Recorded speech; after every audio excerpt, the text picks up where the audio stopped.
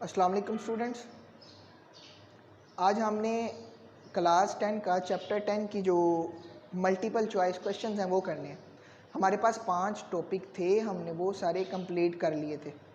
आप उनको, मैं उम्मीद करता हूँ कि आपने उनको बेहतरीन तरीके से सुना होगा, बल्कि आपने सुनने के साथ साथ उनको खुद से प्रैक्टिस भी किया होगा।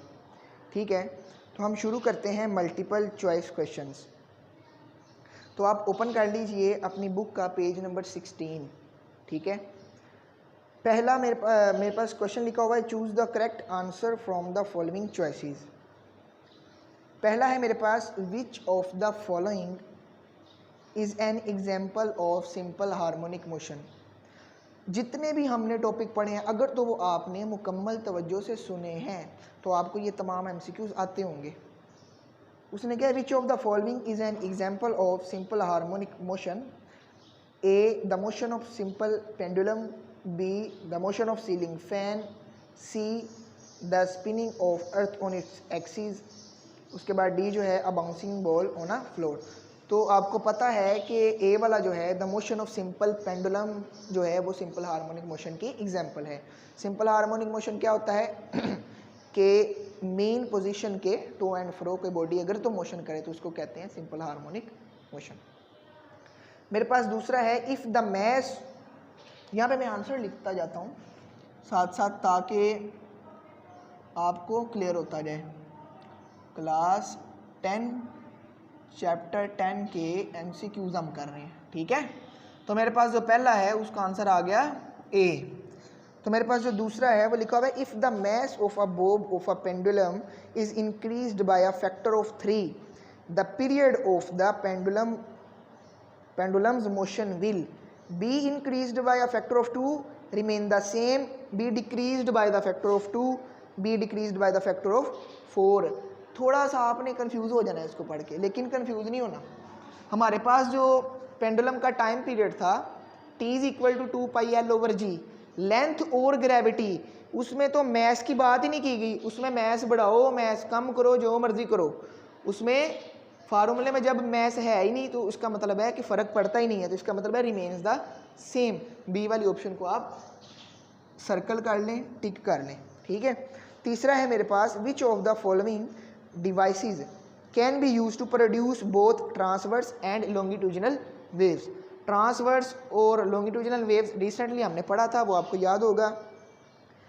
पहला ऑप्शन है अ स्ट्रिंग, दूसरा है अ रिपल टैंक, तीसरा है अ helical spring like slinky. Slinky मैंने आपको बताया था क्या होता है, वो चलने वाला जो होता है, बच्चे खेलते हैं उसको खोल के बंद करते हैं, वो डिफरेंट कलर्स होते हैं उसमें। वो अ ट्यूनिंग फोर्क, तो इसका आंसर है सी, स्लिंकी वाला, जिसमें ट्रांसवर्स वेव को भी हमने ऑब्जर्व किया था, जिसमें हमने लॉन्गिट्यूडिनल वेव्स को भी ऑब्जर्व किया था। इसके बाद हमारे पास चौथा है, तीसरे का मेरे पास आंसर आ गया सी वाला।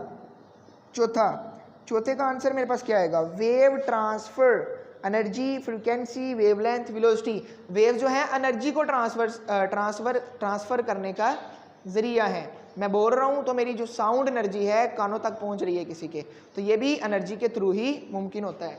तो वेव जो हैं वो वेव जो है एनर्जी को ट्रांसफ़र करने का जरिया है। इसका आंसर आएगा ए वाला। फिफ्थ वन है स्टूडेंट्स मेरे पास, which of the following is a method of energy transfer. Energy को ट्रांसफर करने का इनमें से कौन सा मेथड है, conduction, radiation, wave motion, all of these.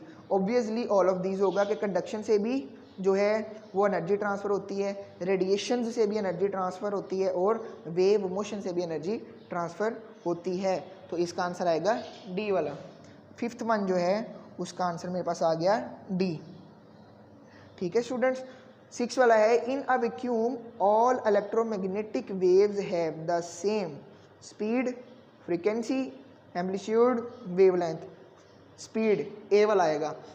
जब मेरे पास वैक्यूम होता है जहाँ पे कोई मीडियम नहीं होता, वहाँ पे इलेक्ट्रोमैग्नेटिक वेव्स, बेसिकली आपको पता है कि इलेक्ट्रोमैग्नेटिक वेव्स होती ही वो हैं जिनको पास ऑन होने के लिए मीडियम की ज़रूरत नहीं पड़ती।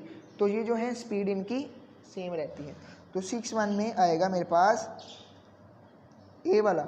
7 वाला एमसीक्यूज है, a large ripple tank with a vibrator working at a frequency of 30 Hz produces 25 complete waves in a distance of 50 centimeter. The velocity of the wave. Students मेरे पास सबसे पहले उसकी फ्रीक्वेंसी है, 7 वाले को समझते हैं। फ्रीक्वेंसी है मेरे पास 30 हर्ट्ज, ठीक है। उसके बाद डिस्टेंस जो है वो मेरे पास 50 सेंटीमीटर है। हमने उसकी वेलोसिटी बतानी है, ठीक है।